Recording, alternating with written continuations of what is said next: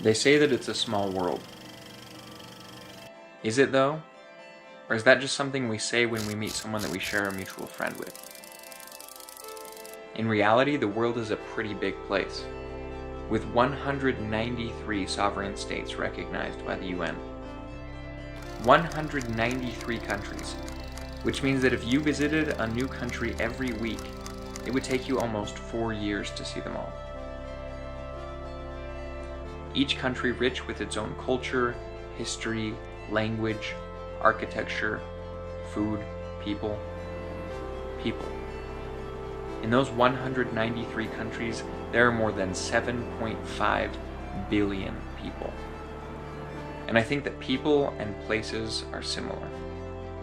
There are too many places to see, and too many people to meet, and not enough time for either.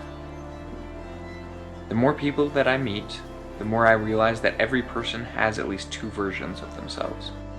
The version that they show the world, and the version that only those close to them can see. Places are like that too. It's easy to get to know them at a surface level. Spend a few days exploring a city and seeing the most popular tourist attractions.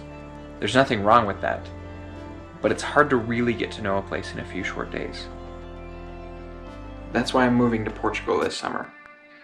I want to see the surface level. I want to see castles and beaches and bridges and churches. But I want to see more than just what Portugal wants to show the world. I want to see what Portugal is really like. I want to talk with the locals in their own language. I want to eat the food that the Portuguese eat on a Wednesday night.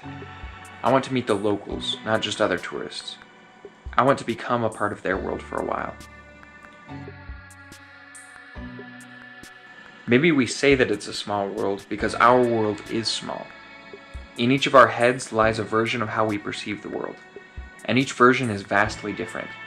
We all live in our own little bubble of familiarity, and we don't even realize it. When I tell people my plan to move, they're especially curious as to why I'm doing it alone.